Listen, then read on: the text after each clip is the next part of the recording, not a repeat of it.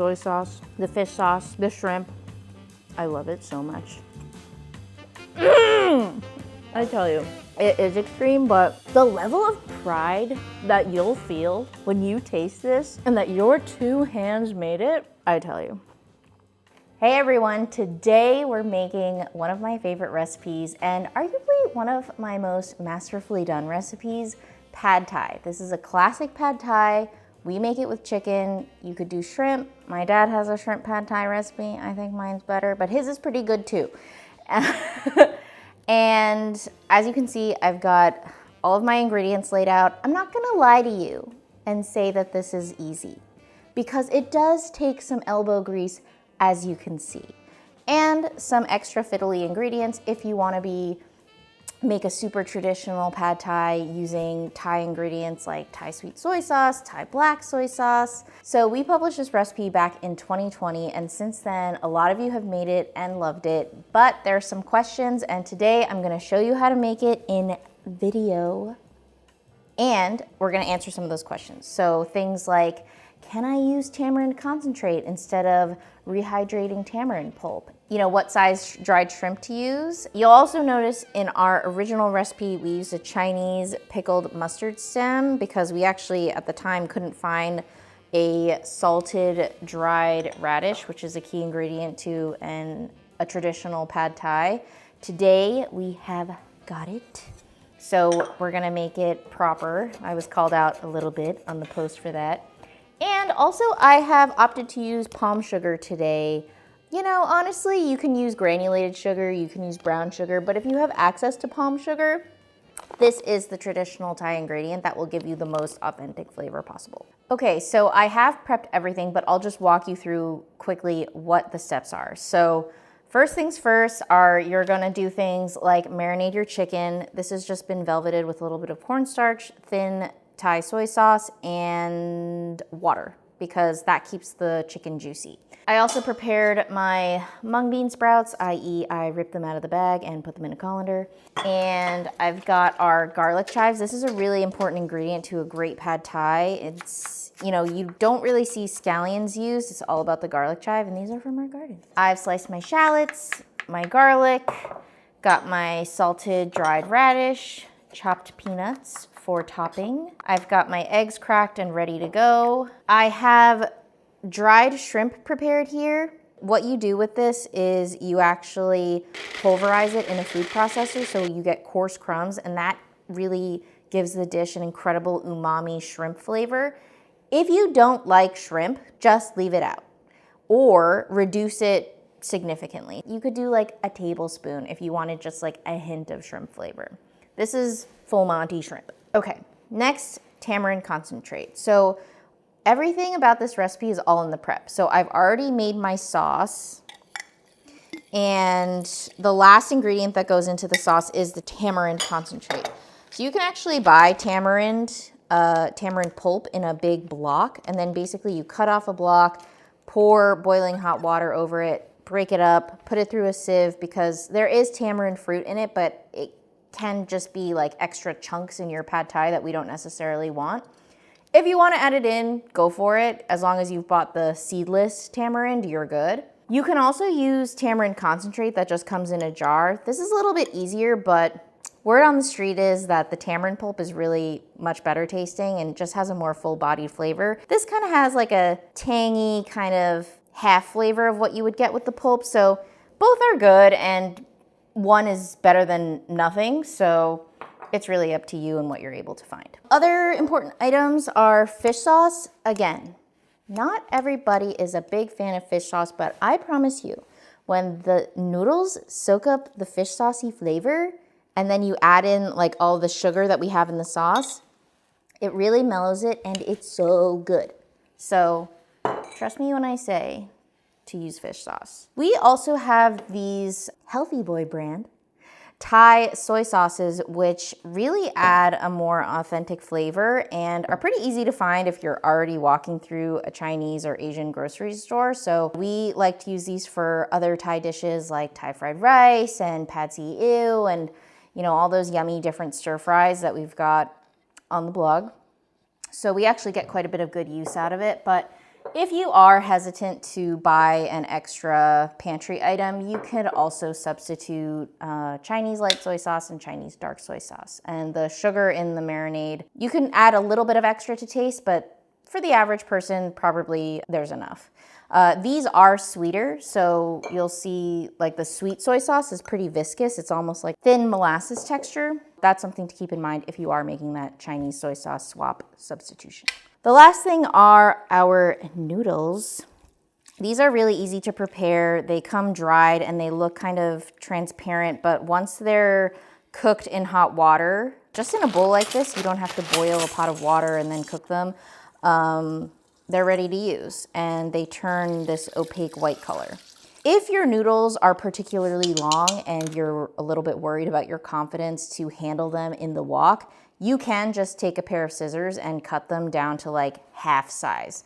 Like you don't want your noodles to end up like this, but if you're kind of worried about dealing with a this size noodle, you can go down to a this size noodle. Just keep in mind that regardless of what you do when you're working with the spatula at the wok, you do want to try your best not to cut the noodles by accident with the wok spatula. Okay, so the inevitable question, why should you make this at home? As I've said, and as you can see, it's kind of a lot of work.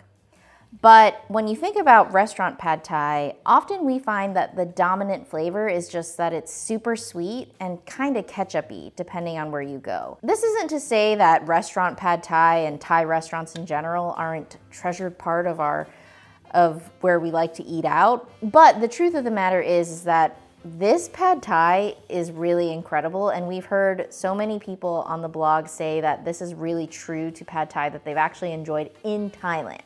So I'm very proud of that, and if the mood strikes, it's a great dish to try and really rewarding at the end because you're like, oh my gosh, I made this and it tastes so, so good. That said, there's a time and place for the takeout container of pad thai, and I will not judge you either way. So let's get to the wok. So I'm just gonna add the last ingredient into our sauce, which is the tamarind concentrate. And again, this is the one from the pulp that I made from scratch. You should get about 6 tablespoons after you follow the steps in the recipe. Just mix this together. There are some little chunks of palm sugar, but those should break up in the wok when the sauce cooks, so I'm not worried. That is a reason why I do think brown sugar, regular brown sugar, is easier to use, but it's really dependent on what you have and what you have the appetite for in terms of stocking your pantry. I'm also gonna beat my eggs, and these are gonna cook right on the side of the wok when I'm making the pad thai. That's how they do it on the street when you get delicious street food pad thai. You could also pre-scramble it in a separate pan if you're worried about, you know, just handling a lot of things happening in the wok, juggling a lot. All right, now we're ready. I've got 2 tablespoons of oil in the wok, and I have actually double the amount of chicken here because I'm actually planning on testing this with the tamarind concentrate and the tamarind pulp. So we're gonna make 2 versions today and see how they measure up. Smoking, which is what you want. I'm gonna bring it down just a little bit so I don't get splattered when I add the chicken.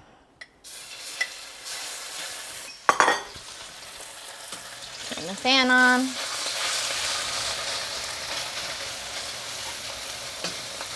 Spread it out in one layer.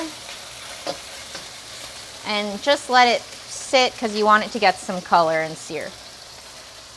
So normally I would call for chicken breasts with pad thai because I think that's just the most popular option, but we're using chicken thighs here, and you're just gonna wanna cook these for a little bit longer than you would cook chicken breasts, maybe another 2 minutes or so, 1 to 2 minutes. And we're just par cooking it. It's gonna go back into the noodles at the end and cook for a little bit more and take it to the rest of the way to be fully cooked. I think I can stir it a little bit now. Yeah, that looks great.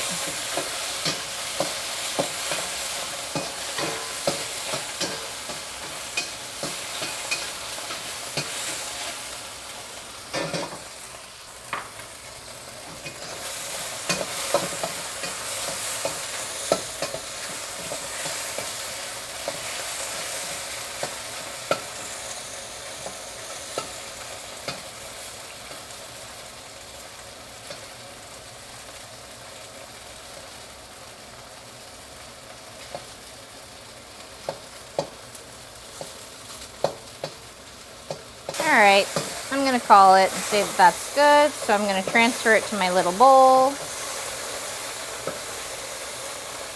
Probably turn off the heat.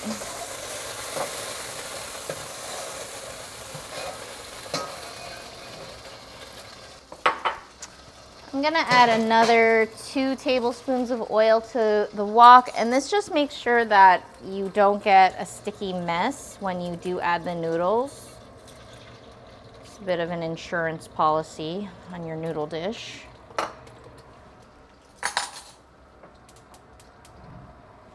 I mean, we just, you know, if you look at videos in Thailand, some street vendors actually put in ladlefuls of lard, which is next level. Maybe one day. I have lard in the freezer. So first I'm going to brown the shrimp.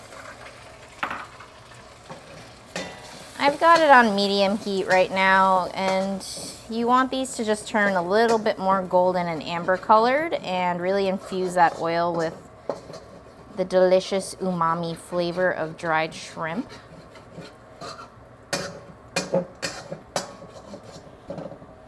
So really just a minute or so.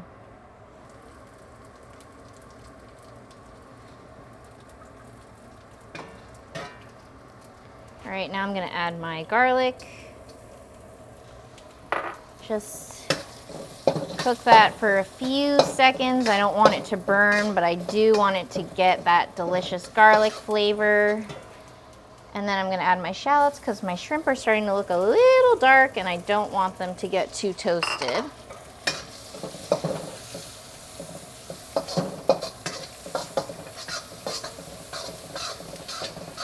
Smells so good when you add those shallots into the mix.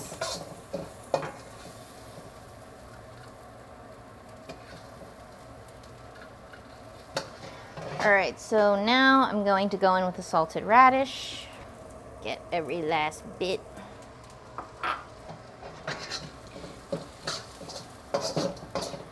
You know, the salted radish does add great texture and a little bit of that like pickled preserve flavor, but you know, not mad at the Chinese Thai mustard stem as a substitution because I think that actually has a little bit more of a pickly edge, which I personally enjoy.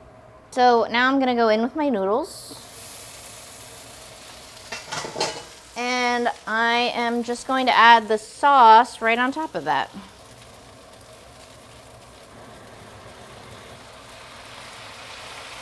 Get every last drop. I'm gonna crank up my heat to high.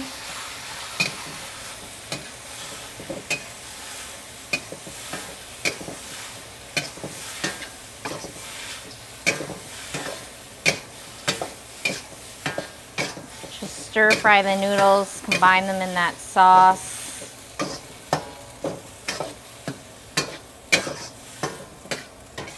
I'm gonna do a little toss. If you can handle tossing, it is a little bit easier to toss it like that just to get the noodles into the sauce at first. So as you can see, the sauce has been pretty well absorbed, and sometimes people have said that they have a little bit too much standing liquid, and the next step is to scramble the eggs off the side of the wok. So if you feel more comfortable at this stage to just have a different pan out and quickly scramble them, you could do that, but this is really the most efficient method. All right, and now you're gonna try to kind of push the noodles to the side. And you can even use your spatula to kind of make a divot there. I'm gonna put in a tiny drizzle of oil, and I'm going to add my eggs.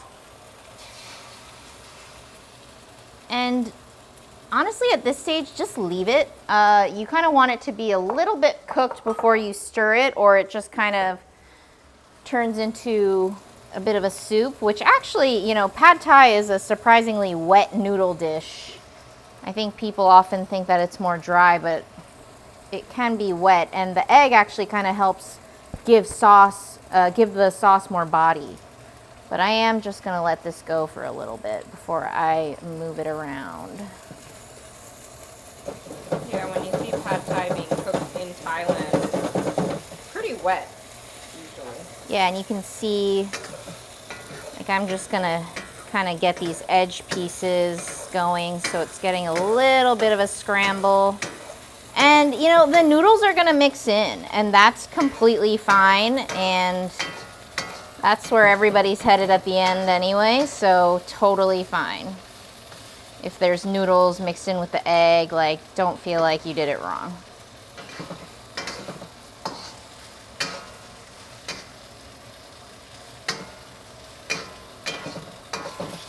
So I'm just gonna stir it in to combine now. And this looks so stinking good already. But wait, there's more.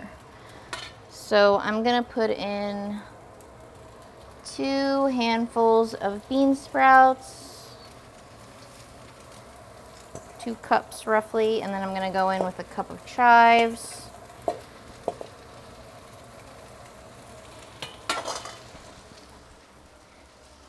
I'm also gonna add my chicken back in. Where's my cloth? Here it is. Protect my little hands. And this is looking so good. And you just want the bean sprouts and the chives to just get a little bit wilted. Honestly, this is probably a personal preference more than anything. Like, if you don't like bean sprouts, just leave them out. Or if you like them extra cooked, like, let this go for a little bit longer. I personally think it's nice when they have a little bit of crunch. So I'm gonna say that that's ready. And now we're gonna plate it.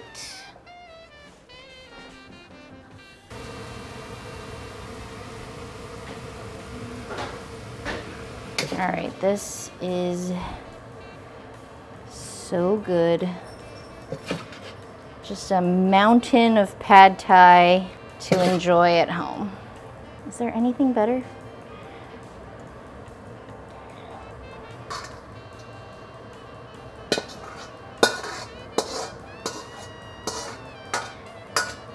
Once again, this feeling does not get old.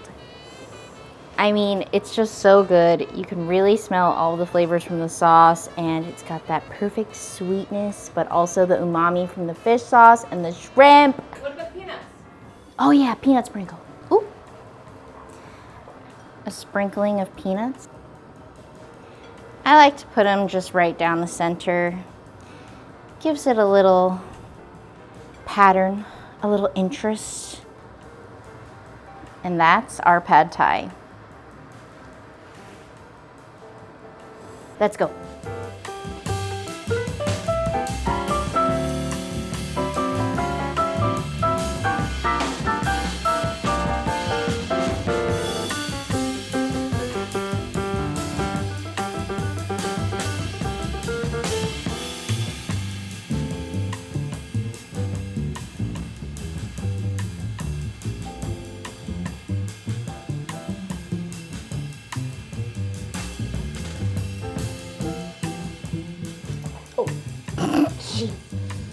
Forks are not the biggest.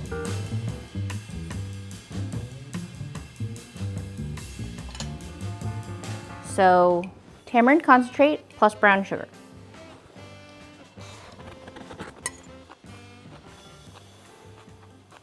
You know, I think brown sugar is sweeter than palm sugar. And I know I made a fuss about pad thai being too sweet, but I kind of like it better. So, it's really up to you. Both are delicious. And yeah, I hope you found this video helpful if you've ever had a question about our pad thai. Excuse me now.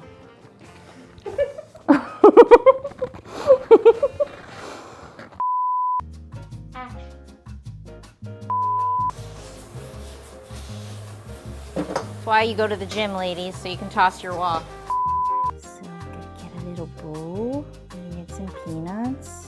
I didn't want to cut my lime because I wanted it to be juicy. Do a little lime squeeze. Delicious.